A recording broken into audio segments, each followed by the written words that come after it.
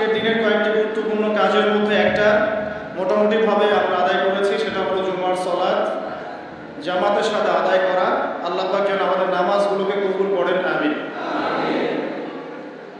আরও একটি গুরুত্বপূর্ণ কাজ আছে জুমার দিনে, সেটা হলো বেশি বেশি রাসূল সাল্লাল্লাহু আলাইহি ওয়াসাল্লামের প্রতি দরুদ শরীফ পড়া। এখন থেকে নিয়ে সূর্য ডোবা পর্যন্ত আমরা চেষ্টা করব প্রত্যেকে কমপক্ষে 100 বার করে দরুদ শরীফ পড়ার জন্য। সংখ্যাটা যদিও ফিক্স করার কোনো প্রয়োজন নাই, আপনি চাইলে 200, 400, 500, 1000 বারও করতে পারেন। আমি আপনাদের একটা টার্গেট ফিক্স করে দিলাম যে কমপক্ষে 100 বার রাসূল সাল্লাল্লাহু আলাইহি ওয়াসাল্লামের প্রতি দরুদ শরীফ পড়া যায় ইনশাআল্লাহ। একবার দরুদ পড়লে 10টা গুনাহ মাফ হয়ে যাবে, 10টা নেকি হবে। আল্লাহ পাক 10 বার রহম করবেন, আপনার মর্যাদা আল্লাহ 10 গুণ বাড়িয়ে দেবেন ইনশাআল্লাহ। আর আল্লাহ পাকের হক হচ্ছে আমাদের প্রতি যে আমরা তার সাথে কাউকে শরীক করব না। আল্লাহ পাকের হক আমাদের প্রতি যে আমরা তার সাথে কাউকে শরীক করব না এবং আমরা আল্লাহর ইবাদত করব, অন্য কারো ইবাদত করব না। আল্লাহ পাকের নাজিলকৃত বিধান কোরআন এবং সুন্নাহকে মেনে চলব, এর দাওয়াত মানুষকে দিব এবং এটা প্রতিষ্ঠা করার চেষ্টা করব ইনশাআল্লাহ। এটা আল্লাহ পাকের হক। আবার নবী সাল্লাল্লাহু আলাইহি ওয়াসাল্লামেরও কিন্তু হক আছে না? নবী সাল্লাল্লাহু আলাইহি ওয়াসাল্লামের হক হচ্ছে আমরা তার সুন্নাত ছাড়া অন্য কারোর সুন্নতের উপর আমল করতে পারবো না। নবী সাল্লাল্লাহু আলাইহি ওয়াসাল্লামের আরেকটা হক হচ্ছে আমরা তার প্রতি বেশি বেশি দরুদ পড়ব। এখান থেকে কথাটা বললাম যে আমরা আজকে জুমার দিন বেশি বেশি নবী সাল্লাল্লাহু আলাইহি ওয়াসাল্লামের প্রতি দরুদ শরীফ পড়ব ইনশাআল্লাহ। যে ব্যক্তি চায় যে তার জীবনটা প্রশান্তিময়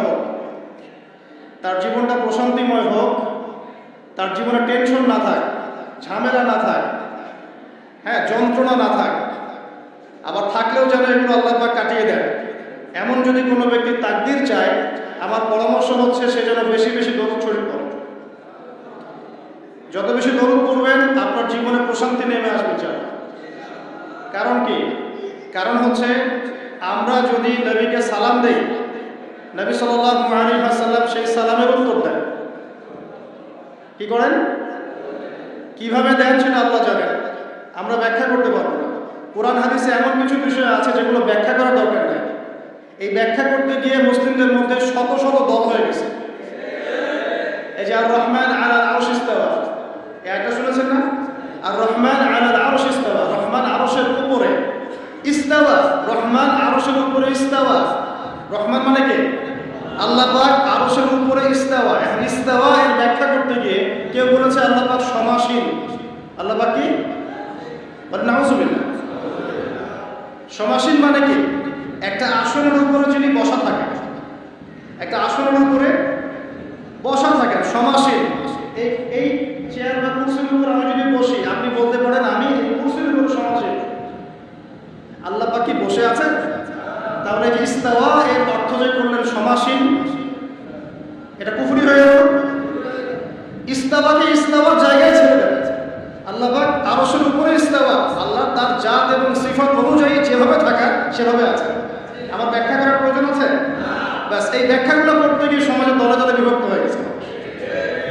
প্রত্যেকেই বলছে আমারটাই সহি, আমারটাই কি, আর অন্যটা বাতিল। তো এই কাজগুলো করতে যাবেন না। কিছু কিছু টার্ম আছে কোরআন সুন্নাহ, এগুলোকে ওই জায়গায় ছেড়ে দিতে হবে। রাসূল সাল্লাল্লাহু আলাইহি ওয়াসাল্লাম কিভাবে সালামের উত্তর দেন আমার তো ব্যাখ্যা করতে হবে না।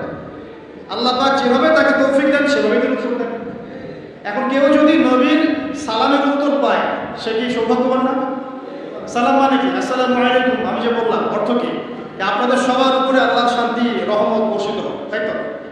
এখন ওয়ালাইকুম আসসালাম অর্থ কি?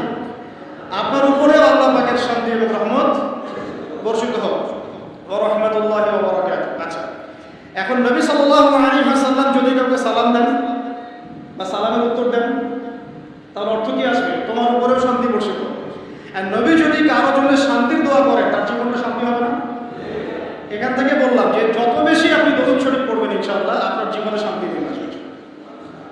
আল্লাহ পাক আমাদেরকে বেশি বেশি দরুদ পড়ার তৌফিক দেন। আমিন। তো আজকে একটা বিশেষ উপলক্ষে এখানে এসেছি। আজকে আজকে জুমার খুতবা দেওয়ার উদ্দেশ্য ছিল না। আজকে জুমা আপনাদের সাথে আদায় করবো, এটা উদ্দেশ্য ছিল। তারপরেও আমার চেষ্টা করেছিলাম জুমার খুতবা ধরার জন্য, কিন্তু বাংলাদেশের একটা সুন্নত আছে, কি বাংলাদেশের একটা সুন্নত আছে, কি সুন্নত বলেন দিন? মাশাআল্লাহ, বাংলাদেশের সুন্নত ট্রাফিক জ্যাম, ভাঙা রাস্তা। না, এখন অবশ্য রাস্তাঘাট অনেক উন্নত হয়েছে, আলহামদুলিল্লাহ, এটা স্বীকার করতে হবে। এখন রাস্তাঘাট অনেক উন্নতি হয়েছে, আলহামদুলিল্লাহ, তবে সত্তর হয় না। মাশাআল্লাহ, যে সফরের কষ্ট যত বেশি, এই সফরের নেকিও তত বেশি। ওই শব্দ তো আবার অনেকে সহ্য করতে পারে, এই শব্দ শুনলেই মাথার তাক ছিঁড়ে যায়। সুবহানাল্লাহ, আমরা তো স্পষ্ট করেই বলছি, জিহাদ মানে নিরপরাধ মানুষকে হত্যা করা নয়। কি জিহাদ মানে? নিরপরাধ মানুষকে হত্যা করা নয়। জিহাদ মানে অমুসলিমদের ঘরে ঘরে এই যে কি বলবো, সন্ত্রাসী কর্মকাণ্ড চালানো নয়। জিহাদ মানে মুসলিমদেরকে হত্যা করা নয়। কিন্তু নবী সাল্লাল্লাহু আলাইহি ওয়াসাল্লাম যখন বদর এবং উহুদে, খন্দকে, খায়বারে, তারপরে আপনার মুক্তায়, ইয়ারমুকে, এই যে শতাব্দীর পর শতাব্দী মুসলিমরা যে কুফফারদের বিরুদ্ধে সশস্ত্র সংগ্রাম